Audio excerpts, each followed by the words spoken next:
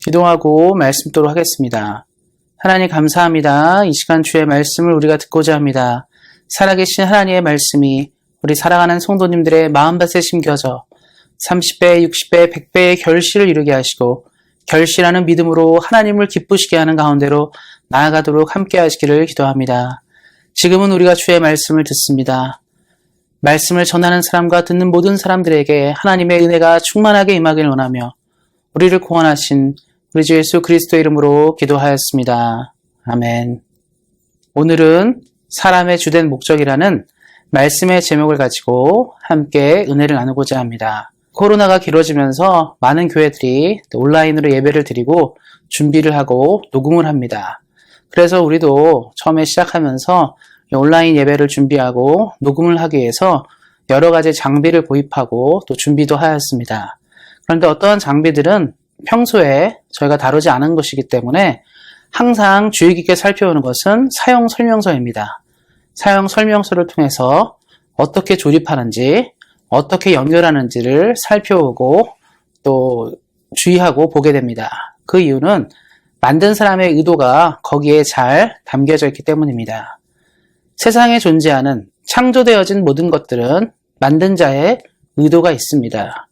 우리 인간들도 물건을 만들고 어떤 제품들을 만들 때 의도하는 것처럼 마찬가지로 온 세계와 온 우주가 만들어졌을 때는 창조주의 의도가 있습니다. 왜냐하면 지어진 모든 것에는 나름의 이유가 있기 때문입니다. 그러한 관점에서 볼 때 우리 인간도 만들어진 이유와 목적이 있을 것입니다. 그런데 이 만들어진 이유와 목적에 대해서 우리가 잘 알게 되면 목적에 맞게 인생을 잘 살겠지만 그것을 모르게 되면 우리는 어떻게 인생을 살아야 될지, 어떤 가운데 있어야 될지를 잘 모르게 됩니다. 그래서 오늘은 말씀을 통해서 우리가 지어진 목적, 이유들을 발견하고 은혜를 누리고 하나님 앞에서 살아가는 인생이 되시기를 예수님의 이름으로 축원드립니다. 사람의 주된 목적은 그럼 무엇일까요? 이것에 대해서 세상 사람들은 여러 가지 고민들을 합니다. 왜냐하면 인간은 동물과 달리 생각하는 존재이기 때문에 사람은 누구나 이것에 대해 생각하지 않을 수 없습니다. 동물은 생각하지 않아요. 우리가 왜 살아야 되고 무엇에 의해 살아야 되고 어떠한 존재인지를 고민하지 않습니다. 동물의 존재 이유와 목적은 생존입니다. 그래서 오늘 먹을 것을 잘 구하는 것이고 먹을 것을 잘 먹고 사는 것이 목표가 되고 목적이 됩니다. 그래서 동물들은 문명을 이루지 못합니다. 원숭이가 문명을 이루었다. 개나 고양이가 문명을 이루었다. 이런 얘기는 우리는 듣지 못합니다. 바다의 물고기가 문명을 이루고 하늘의 새가 문명을 이루었다. 이런 얘기 못 듣습니다. 왜냐하면 동물들은 생각하지 않고 사고하지 않고 생존에 대한 것들을 모르기 때문입니다. 그냥 삶의 목적이 그냥 살아나가는 거예요. 살아있는 것, 존재하는 것에만 있기 때문에 그 이상의 것들을 생각하지 않습니다. 그런데 우리 사람은요, 생각해요. 나는 왜 이 땅에 있어야 되지? 나는 무엇을 하고 살아야 될까? 어떤 존재인가를 고민하고 고민합니다. 그래서 여러 사람들이 여러 고민들을 해요. 인생이 무엇일까? 그래서 어떤 부류의 사람들은 이렇게 결론을 냅니다. 인생에는 목적이 있을 수 없다. 그냥 인생은 그냥 생존하는 것이라 생각하는 사람들이 있어요.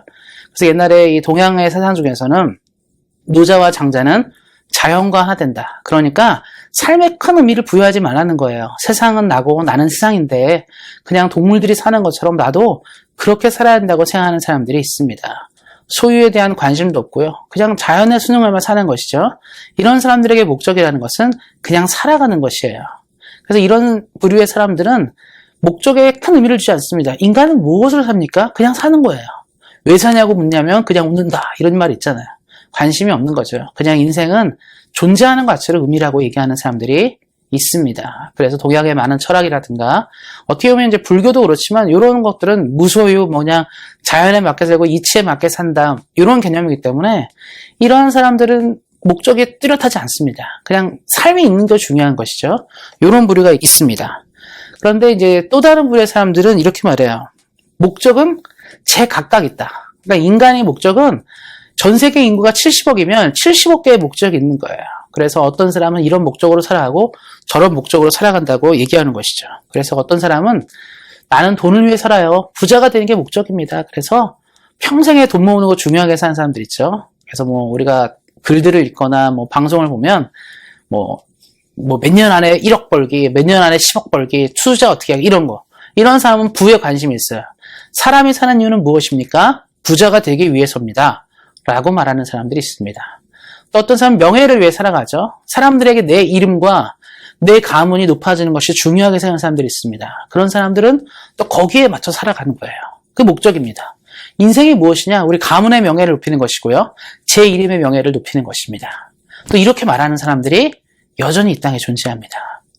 또 어떤 사람은 이렇게 말하는 사람도 있어요. 휴머니즘. 인간에 대한 사랑으로 살아갑니다. 그래서 막 의사도 되고 박사도 되고 아주 높으신 분들인데 뭐 아프리카라든가 우주에 가서 의료사업 벌이고 막 이런 사람 있잖아요. 의료사업도 하면서 하는 건 뭐냐면 인간이에요. 인간은 다 소중하다. 그래서 이거의 목적에 맞게 살아가는 사람들이 있습니다. 그러니까 이런 분들은 자기 목적에 따라 살아가는 것이죠. 그러니까 이런 사람들을 볼 때 아마 인생의 목적은 다양하지 않겠느냐.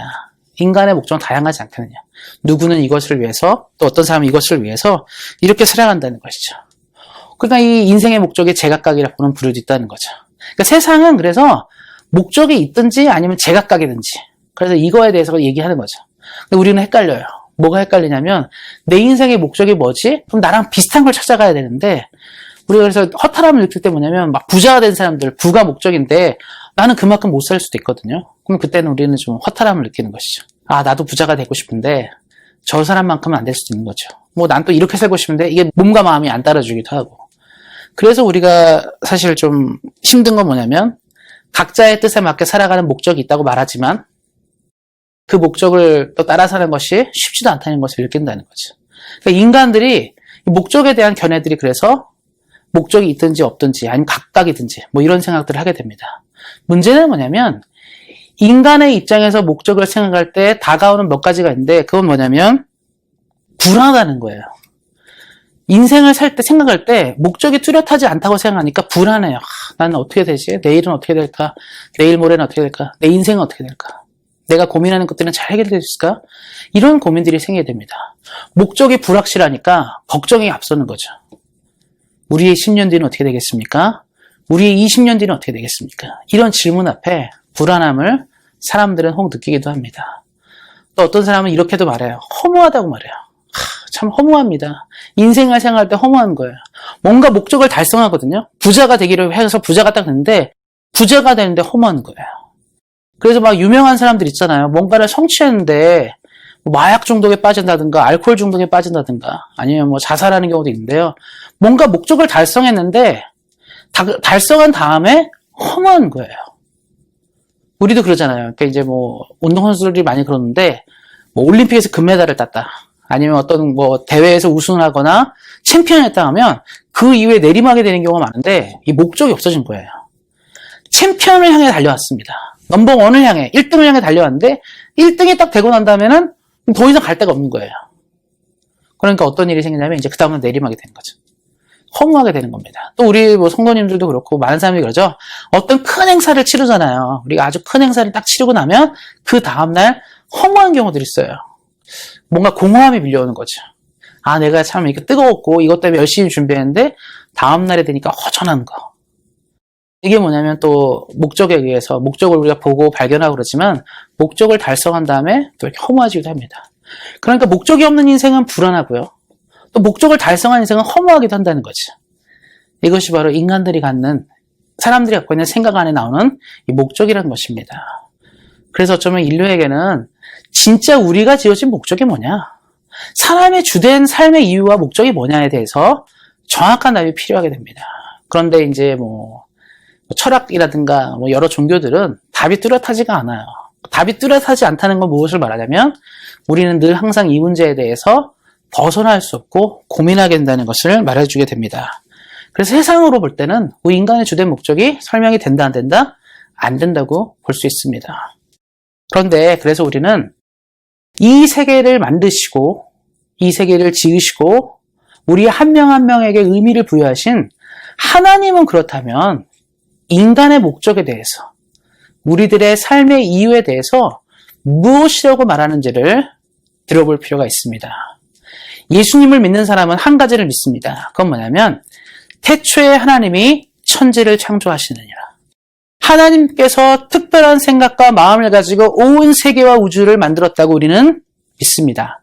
이 전제가 없이는 성경이 말하는 인간의 목적에 우리는 들어갈 수 없다는 것이죠. 만약에 우리가 교회를 다니는데 하나님이 세상을 지은지 아닌지 잘 모르겠어요. 이렇게 말하면 이 질문이 답이 없는 거예요. 우리가 믿음이 있습니까? 하나님이 온 세상의 주인이시고 우리를 만드신 분인 것을 믿습니까? 그렇다면 우리는 성경이 말하는 인간의 목적을 발견하기 시작할 때 우리는 뚜렷한 목적을 알게 됩니다. 그리고 보편적인 인간을 향한 하나님의 목적을 알게 되고요. 우리는 불안으로부터 자유롭게 되고 허무함으로부터 온전하게 됩니다. 그래서 우리를 지으신 하나님이 우리에게 말씀하신 것, 인간은 도대체 어떤 존재인지, 어떤 목적을 갖고 있는지를 알 필요가 있습니다. 성경은 이렇게 말하고 있습니다. 사람의 주된 목적은 하나님을 영화롭게 한다고 얘기하고 있습니다. 오늘 말씀을 읽은 것처럼 본문 말씀하죠. 우리는 하나님의 영광을 위하여 받은 존재이죠. 우리는 먹든지 마시든지 무엇을 하든지 하나님의 영광을 위하여 지음을 받은 존재입니다. 그래서 우리 인간의 삶의 가장 주된 목적은 뭐냐면 하나님을 영화롭게 하는 것이에요. 하나님을 영화롭게 하고 하나님을 높이는 것을 말하게 됩니다.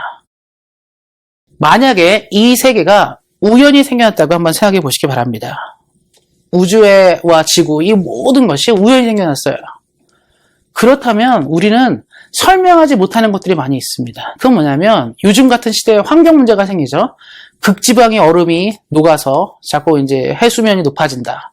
또 여러 가지 환경오염 문제 때문에 그린가스 문제가 효과가 생겨서 온실 효과죠.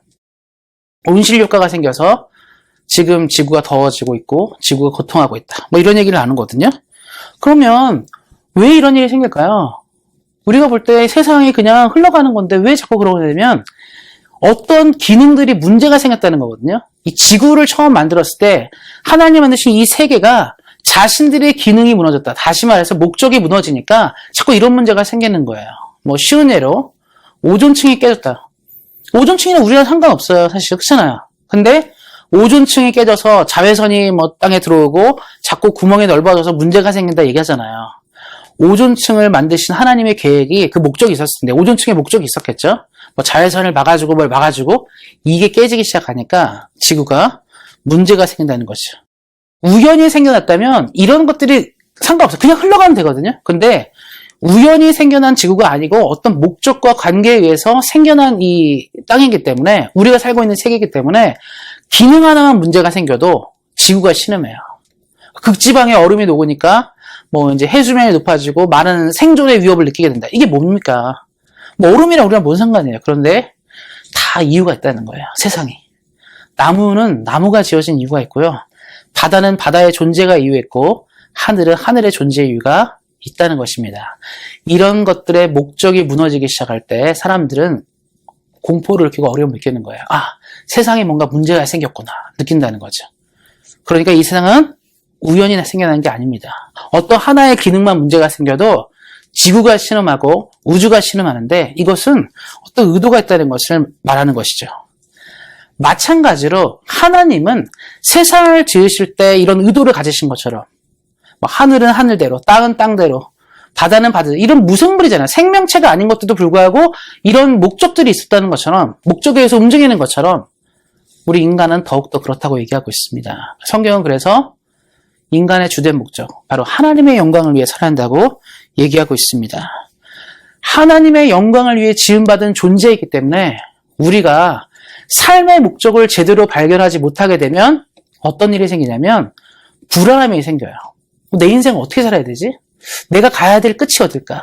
나의 마지막이 어딜까를 생각해 보면서 불안함을 느끼게 됩니다. 또 우리가 하나님의 목적에 대해서 정확히 알지 못하게 되면 허무함을 느끼는 거야. 나는 이게 내 목적인 줄 알았는데 이게 달성이 되니까 더 이상 그 다음에 나갈 게 없는 거예요.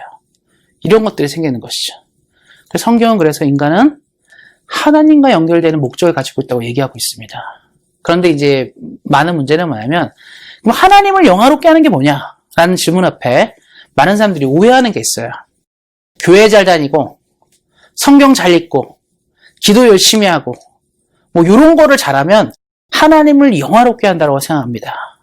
그런데 하나님을 영화롭게 한다는 것은 지엽적인 게 아니에요. 한 부분이 아닙니다. 내가 성경 말씀 열심히 보고 기도 열심히 하고 뭔가 이게 신앙적인 부분만을 얘기하는 것이 아니라는 거예요.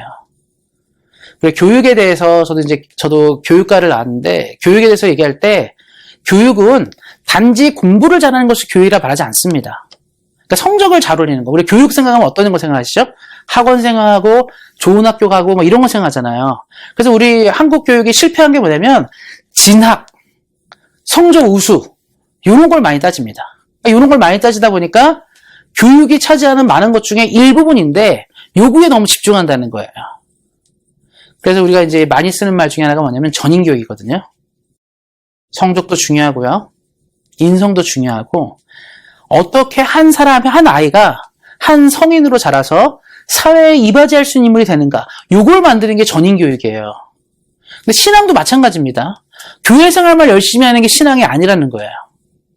많은 사람들이 하나님을 영화롭게 한다고 생각할 때 주일 성경 열심히 한다, 11조 잘한다, 성경 많이 본다, 기도만 이걸로만 가면 된다 안 된다? 안 된다는 뜻입니다. 그럼 하나님을 영화롭게 한다는 건 뭐냐면 우리 삶의 전 영역에 걸쳐서 하나님을 생각하는 것이죠. 교회 다닐 때도 하나님을 생각하는 거고요. 우리가 일할 때도, 우리 가정 안에서도, 우리가 사회생활 할 때도 하나님을 생각하는 것입니다. 하나님을 영화롭게 한다는 것은 내가 어느 한 부분에서만 하나님을 기억하는 게 아니라 나랑 연결된 모든 부분에서 하나님을 생각하는 것을 말합니다. 그래서 아침에 눈을 뜨고 저녁에 잠을 자는 모든 순간, 이 모든 순간이 누구를 향해서? 하나님을 향해서 있어야 되는 것을 말하는 것이죠. 그래서 우리 사랑하는 성도님들이 이 땅을 사실 때 단지 교회 생활만 열심히 해서 영화롭게 하는 게 아니라 가정생활, 회사생활, 또 사업이라든가 모든 영역에서 하나님을 경외하시길 바랍니다. 그래서 하나님을 영화롭게 하는 사람은요, 어떤 일이 생기냐면 그런 사람이 정치를 하게 되면 정치가 올바른 거죠. 정직한 거예요. 주의 뜻대로 정치하는 것이죠.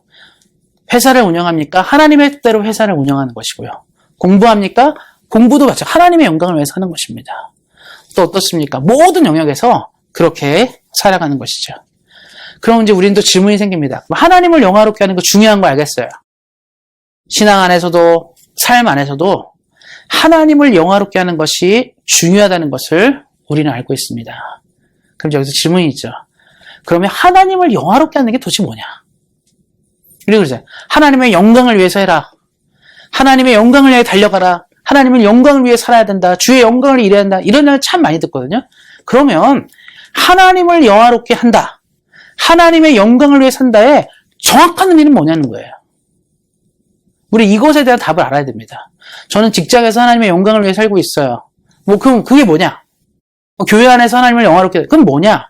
하나님을 영화롭게 한다에 대한 구체적인 답이 필요합니다. 성경은 그래서 이렇게 얘기하고 있습니다. 하나님을 영화롭게 한다는 것은 하나님을 사랑하는 것이라고 얘기하고 있습니다. 그래서 신명기 6장 4절 5절 말씀에는 이런 말이 있습니다. 이스라엘아 들으라. 우리 하나님 여호와는 오직 유일한 하나님이시니 너는 마음을 다하고 뜻을 다하고 힘을 다하여 내 하나님 여호와를 사랑하라. 하나님을 영화롭게 한다는 것은 하나님을 사랑하는 것인데요. 말씀에 나온 것처럼 마음을 다하고 뜻을 다하고 힘을 다하여 하나님을 사랑하는 것을 말합니다. 이것은 이스라엘 유대인들의 신앙교육의 모토인데요. 이 들으라 이스라엘, 쉐마인데 쉐마 교육이라 하거든요.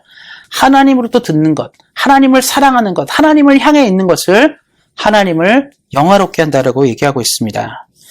사람은요, 사랑하는 일에 전력을 다해요. 그러니까 하나님을 영화롭게 한다는 건 뭐냐면 하나님을 향해 전력을 다하는 것을 말하는데 사람은요, 열정 있는 일에 전력을 다합니다.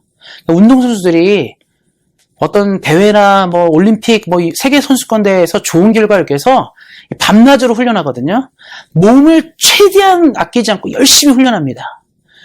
내가 원하고 사랑하는 그 결과를 위해서 최선을 다하는 거죠. 그 사람들 그렇게 열심히 해요. 결과를 얻어내기 위해서. 사랑하니까. 또 어떻습니까? 연구원들 있죠. 연구하는 사람들 어떻습니까? 전력을 다해 연구해요. 요즘에 이제 코비드가 있으니까 이거 치료제 때문에 얼마나 연구 많이 하겠습니까? 최대한 전력을 다하는 거죠. 일에 열정이 없으면요, 전력을 다할 수 없거든요. 열정이 있을 때 연구하고 고민하고 준비한다는 것이죠. 그러니까 이걸 통틀어서 얘기하기 뭐라고 얘기하냐면 사랑한다는 거예요. 사랑하면 집중하게 됩니다. 아주 집중하게 돼요. 열심히 하게 되는 거죠. 그럼 하나님을 영화롭게 한다는 것은 내가 하나님의 영광을 위해서 공부를 잘해야지, 하나님의 영광을 사업을 이런 개념이 아니고요. 하나님을 내가 사는 모든 영역에서 사랑하는 거예요. 공부를 하는 학생은 하나님을 사랑하기 때문에 공부하는 거고요. 또 우리 직장을 다니는 직장인들은 하나님을 사랑함으로 직장을 다니는 것이고, 사업도 그렇고 모든 것이 연결되어 있습니다. 그럼 교회는 어떨까요? 교회는 더욱더 그러겠죠. 하나님을 사랑하는 교회 공동체가 될 때 이 교회가 하나님을 영화롭게 하는 것이에요. 세상에 많은 교회들이 있는데 어떤 교회가 하나님이 좋아하는 교회가 될까요? 얘기할 때 이 요한계시록에 이제 보면 7개의 초대교회에 예수님 편지를 보내시죠. 그때 에베소 교회에 보내면서 말씀하신 게 뭐냐면 딱 이런 얘기를 해요. 첫사랑을 회복하라고 얘기를 합니다. 교회가 해야 될 일 중에 하나가 뭐냐면 하나님을 향한, 예수님을 향한 사랑을 회복하라고 얘기하고 있어요. 사랑이 회복되는 공동체가 하나님을 영화롭게 할 수 있습니다. 그러니까 우리가 누군가를 사랑한다는 것은 그 사람을 행복하게 해주는 것이죠. 예수님 한번 생각해 보세요. 이 땅을 사실 때 예수님이 하나님을 너무 사랑하셨죠. 아버지의 뜻대로 살았습니다. 예수님의 삶의 목적과 목표는 딱 하나입니다. 하나님을 영화롭게 하는 것. 아버지의 영광을 위해서 삶의 모든 것을 집중하셨어요. 성령님 어떻습니까? 예수님의 영광을 위해 존재하시죠. 우리를 통해 예수님이 누구신지를 말씀해 주시고 예수님이 얼마나 영광스러운 분인지를 계시하고 계십니다. 이건 뭘 말해주죠? 사랑한다는 거예요. 사랑한다는 것은 삶의 많은 부분들의 변화를 가져오게 한다는 것이죠. 그래서 하나님을 영화롭게 한다의 다른 말은 하나님을 사랑하다입니다.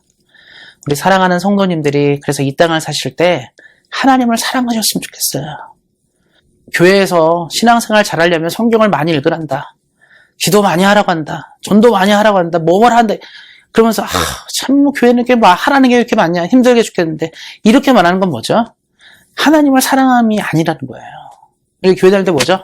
나 같은 죄인을 살리시고 나 같은 사람을 은혜를 주시는 하나님을 사랑하기 때문에 교회 활동이 좋은 거예요. 말씀이 좋습니다. 말씀 읽으면 뭐가 있죠? 예수님의 이야기, 우리를 사랑한 하나님의 이야기 여기 가득 담겨져 있잖아요.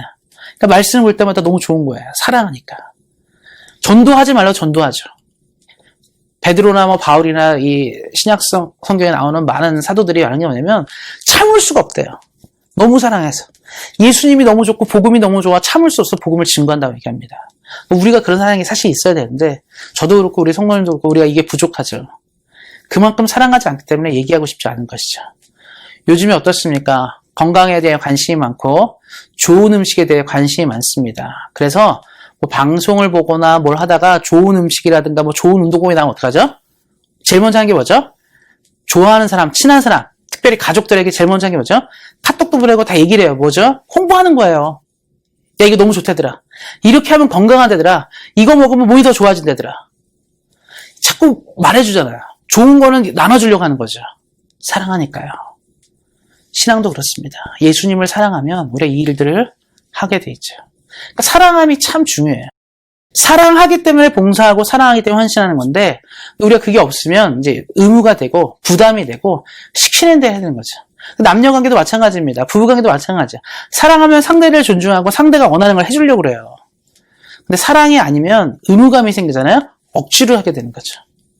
그래서 추운 겨울 한국 같은 경우는 음식물 쓰레기를 밖으로 버리러 가야 된다. 와이프를 사랑해, 신혼부부들이 그래요. 와이프 사랑하고 좋아하니까 남편들이 그냥 음식물 찌꺼기 다 해가지고 갖다 밖에다 버리고 그러더라고요. 근데 어떡하죠? 10년, 20년 지나고 이제 익숙해지면 그런 거 안 해요. 부인이 해야죠. 내가 너무 싫은 건데요. 불편하고. 사랑함이 빠지기 시작하면 상대방에 대한 배려가 없어지는 거죠. 신혼 때는 어떻습니까? 출장 가는 거 너무 싫고 시간만 땡 되면 집에 가고 싶고 이러잖아요. 사랑하니까 얼른 봐야 되니까. 그런데 사랑하지 않으면 이제 며칠씩 가도 되고 우스갯소리를 거죠. 야, 부인이 없었으면 며칠씩 친정 가면 너무 좋고 한 달씩 없으면 좋겠다. 이런 말 막 나오잖아요. 이게 뭐냐면 사랑이 식어져서 그렇습니다. 그러니까 사랑하면 그 사람을 영광스럽게 하고 영화롭게 하는 것이죠. 우리 사랑하는 성도님들이 그래서 하나님을 사랑하셔야 돼요. 하나님을 만나려 하셔야 되고 하나님과 함께 있으려 해야 됩니다. 그게 바로 하나님을 영화롭게 하는 것이죠. 그러면 하나님을 사랑하는 건 도대체 뭘까? 그냥 사랑합니다 하나님, 내가 하나님 너무 좋아해요. 이게 아니고 사랑한다는 것은 기준이 필요합니다. 성경은 이제 뭐라고 얘기하냐면 하나님을 사랑한다는 것은 예배하는 것이라고 얘기를 해요. 그러니까 성경의 많은 인물들이 예배를 하는데 그 예배의 이유는 뭐냐면 하나님이 너무 좋아서 예배하는 겁니다. 아브라함도 예배했고 다윗도 예배했고 모세도 예배하고 예배하는 사람도 쭉 나오잖아요. 하나님을 사랑해서 예배하는 것이죠. 성경에 이제 다니엘이 나오는데요. 다니엘은 이제 포로로 끌려가서 하나님의 은혜를 입고 바벨론이라든가 페르시아에서 아주 높은 직위까지 가진 사람이었어요. 그런데 이 다니엘은 포로로 끌려갔고 그 나라의 문화에 익숙해져서 어쩜 우리처럼 이민자거든요. 그 나라의 풍습과 습관에 이제 자란 사람인데 다니엘은 항상 하나님을 사랑해서 예루살렘을 향해서 문을 열고 창을 열고 늘 기도했던 사람이에요. 사랑한다는 거죠. 예배한다는 거예요. 그래서 사랑하는 사람들은 예배를 소중하게 여깁니다. 주님께 드리는 예배를 소중하게 여겨요. 예배를 사랑하는 사람은 그래서 하나님을 사랑하는 사람입니다. 그래서 우리가 하나님을 내가 사랑하는지 아닌지 점검할 때 제일 먼저 봐야 되는 게 뭐죠? 내가 예배를 잘 드리는지, 내가 예배 생활에 충실한지, 하나님의 말씀을 듣기에, 하나님께 기도하기에, 하나님께 찬양하기에 내 삶이 거기에 먼저 있는지. 그래서 제일 먼저 우리의 스케줄의 최우선은 뭐죠? 예배가 돼야 되는 거예요. 예배의 스케줄에 제일 먼저 맞춰져 있는 거죠. 근데 이것이 두 번째, 세 번째 된 사람은 하나님을 아직 더 깊게 사랑하지 않는다는 거죠. 예배자가 중요합니다. 하나님의 임재를 기억하는 것. 근데 이 예배는 단지 주일 예배만 얘기하는 게 아닙니다. 매 순간 예배를 말해요. 직장 안에서도, 일터 안에서, 사업 안에서, 또 자녀 안에, 가정 안에, 이 모든 영역에서 예배를 생각하는 거죠. 그러니까 간단하게 설명드리면 하나님은 나랑 늘 같이 있는 거예요. 나랑 같이 사업하시고, 나랑 같이 학교 다니시고, 나랑 같이 우리 가정 가운데 계시고, 이런 거죠. 이게 예배입니다. 그래서 우리 사랑하는 성도님들이 하나님을 사랑함으로 진정한 예배, 단지 교회 오는 게 아니라 전 삶의 영역에 드러나는 예배자로 서시기를 예수님의 이름으로 축원드립니다.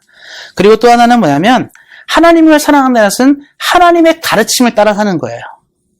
사랑하는 사람의 말을 우리는 듣기 위해 귀가 열려 있습니다. 사랑하는 사람의 마음을 듣기에 우리는 마음이 열려 있어요. 그런 것처럼 하나님이 도대체 원하는 게 무엇일까? 하나님이 내게 바라는 게 무엇일까? 내가 하나님과 함께 해야 되는 것이 무엇일까를 고민하게 됩니다. 그런 사람은 어떻게 되죠?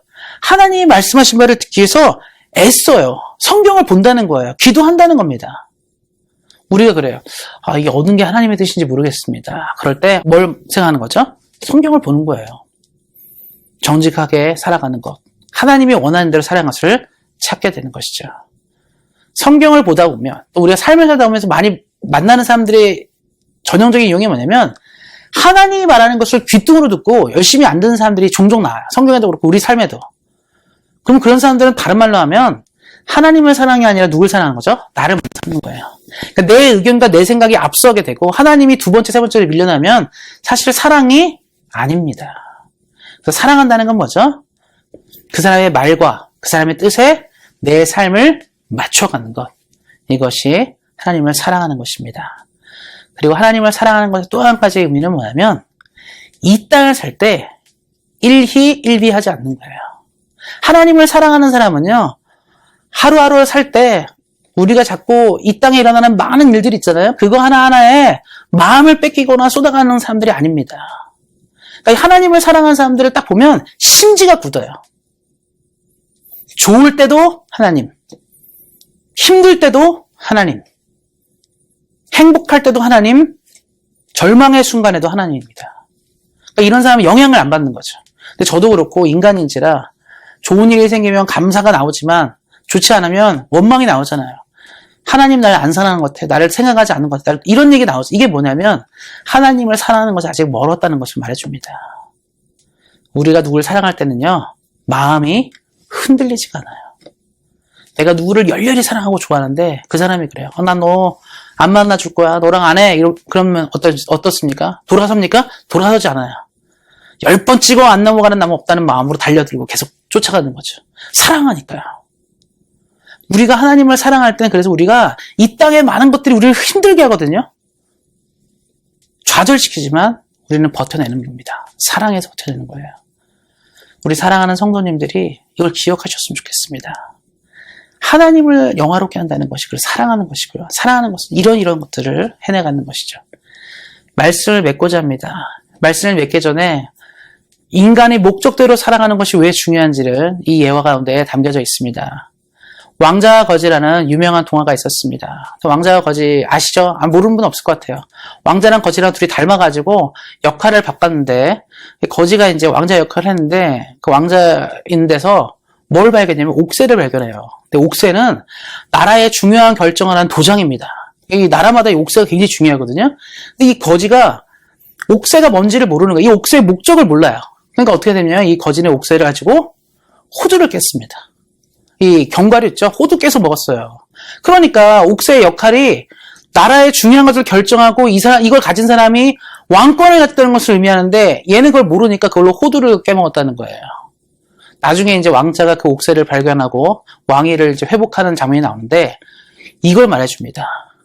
목적을 잃은 인생은 옥새는요, 왕권을 보존하고 왕권과 관련된 중요한 건데 호두를 깨는 데 사용하게 된 수도 있다는 것을 보여줍니다. 사랑하는 성도 여러분, 이 땅을 살아가실 때 우리의 목적을 제대로 발견하지 못하면 우리는 하나님과 함께 영원한 것들을 이뤄가고 아름다운 것들을 만들어가야 되는 아주 중요한 존재입니다. 그래서 우리의 목적은 하나님과 연결되어 있어요. 하나님을 영원토록 바라보고 즐거워하는 이런 중요한 역할 가운데 있습니다. 하나님의 영광을 위해 따라가는 중요한 모습 가운데 있는데 우리 이걸 놓치게 되면 우리는 호두를 깨는 옥새 같은 존재가 되는 거야. 내 목적도 모르고 삶을 살다가 결국은 나는 왜 이렇게 초라한 존재야? 나는 이렇게 무의미한 존재야? 인간 도대체 뭐지? 이런 질문들을 내뱉게 되어 있습니다. 우리 사랑하는 성도님들이 이것들을 기억하시고 목적에 맞는 하나님이 우리를 만드신 주된 목적을 발견하시고 예수님의 이름으로 승리하시고 이 땅 가운데서 우리를 만드신 주의 목적을 따라 늘 행복하게 사시기를 예수님의 이름으로 축원드립니다. 기도하겠습니다. 하나님 감사합니다. 오늘도 우리에게 은혜를 허락하신 하나님, 날마다 우리 삶의 목적을 발견하게 하시고 하나님의 뜻을 따라 이 땅을 살아가는 우리 모두 될 수 있도록 함께 하시기를 기도합니다. 하나님을 영화롭게 하고 하나님을 사랑하는 인생을 살아가도록 우리 사랑하는 성도님들을 인도하여 주시고 우리들을 통해 하나님만 영광 받으시기를 기도합니다. 감사드리고 우리 주 예수 그리스도 이름으로 기도하였습니다. 아멘.